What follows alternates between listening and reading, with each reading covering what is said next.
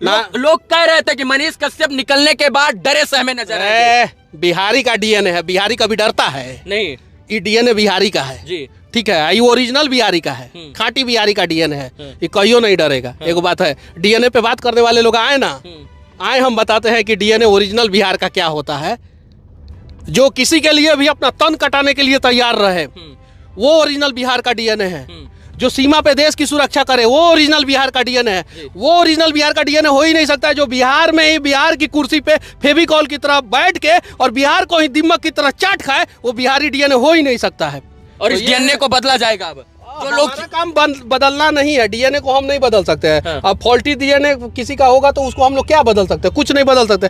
बस हाँ, अच्छे लोग बिहार में आगे आए और जहां भी योगदान हो वो बिहार में योगदान करे, बस बात खत्म। आपका एक अंतिम सवाल, आप शुरू से अंत तक कहते थे मुझे इस देश की न्याय व्यवस्था, न्याय प्रणाली, कानून व्यवस्था और न्यायपालिका पर भरोसा है। आपको 9 महीना जेल से निकलने में लग गया, अभी भी भरोसा कायम है न्यायपालिका पर? क्यों नहीं कायम रहेगा? अगर न्यायपालिका सजा भी दे देगा तो भी भरोसा नहीं उठेगा मेरा न्यायपालिका के ऊपर से। और सारिका बहारिया जज है, मुझे उनके बारे में नहीं बोलना चाहिए, लेकिन मैं बोल रहा हूँ एक उनके बारे में बात। जब मैं तमिलनाडु से आया था तो उन्होंने कोर्ट में बोला था कि अब मनीष कश्यप को बेऊर भेजा जा रहा है जी। और तो फिर किसी ने विरोध किया तो उन्होंने बोला कि बेऊर भेजा जा रहा है, बेऊर मतलब बेऊर भेजा जा रहा है जी। उसके बाद से मेरे आंखों में आंसू था। हाँ, मैंने वो कोर्ट से निकलते हुए उस आंखों को बिहार के तमाम लोगों ने देखा। वो डर का आंसू नहीं था जी, वो न्यायपालिका पे भरोसा का आंसू था जी, उम्मीद का आंसू था।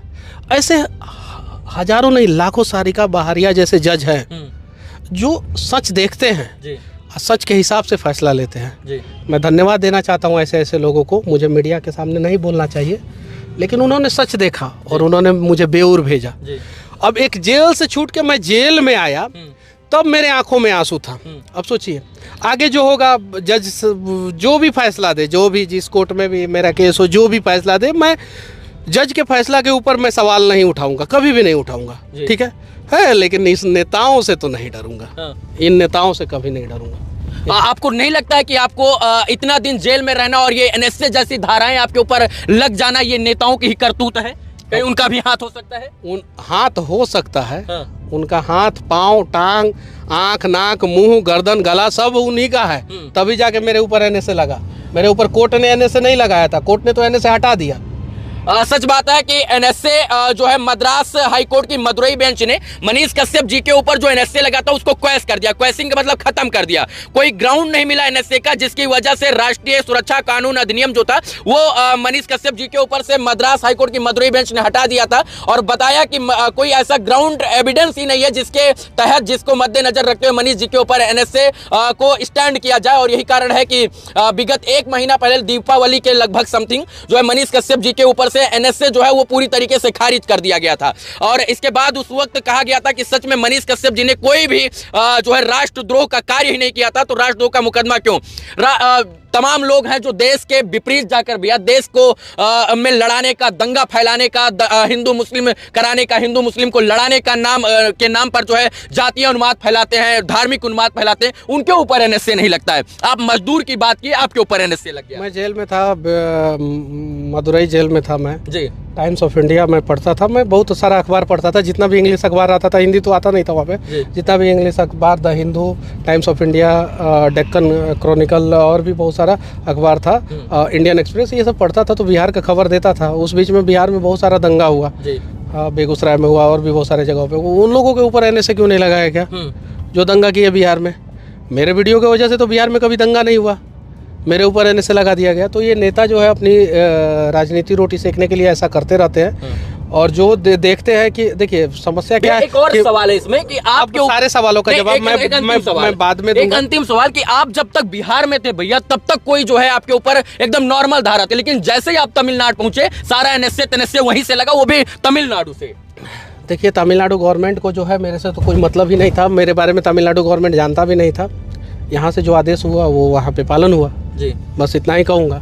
और बाकी सारे सवालों का जवाब मैं बाद में दूंगा। और मेरे ऊपर ये लोग केस करते रहे, कोई डर नहीं है मुझे, ठीक है। ये लोग मुझे मेरा कुछ नहीं उखाड़ सकते हैं, बस इतना ही जानता हूँ मैं, कुछ नहीं। और मेरा भाषा ऐसा ही रहेगा, ऐसा नहीं है कि मनीष कश्यप डर जाएगा, ये सब वो सब ऐसा वैसा। ये देश को नोच के खाने वाले लोगों के लिए हम लोग सभ्य भाषा का इस्तेमाल करें। अरे आई लोग असभ्य तरीके से जो है बिहार को लूटते रहे, और उसके लिए जो है अटल बिहारी वाजपेयी का मैं एक किताब पढ़ रहा था जी।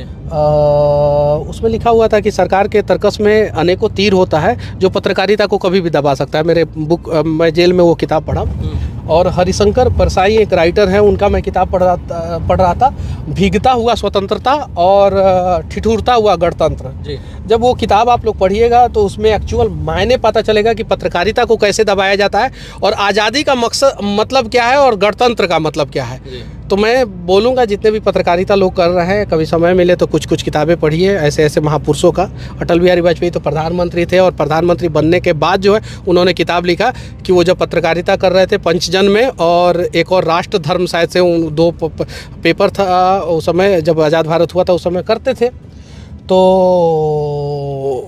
उनको जो है दबाया गया, अटल बिहारी वाजपेयी को दबाया गया और उन्हें मजबूरन राजनीति में आना पड़ा। तो बहुत सारी चीज़ें हैं, आप लोग भी जाके कुछ किताबें पढ़िए और देखिए कि हमारे इतिहास में जो है कुछ लोगों ने किस प्रकार से हमारे महापुरुषों के ऊपर अत्याचार किया है। शायद आज भी वही काम हो रहा है। चलिए, मनीष जी थे, जेल से निकलने के बाद ये हम लोग इंटरव्यू शूट कर रहे थे। उस 10 महीने की बातों को इस 10 मिनट के वीडियो में, 20 मिनट के वीडियो में हम लोग नहीं बता सकते हैं।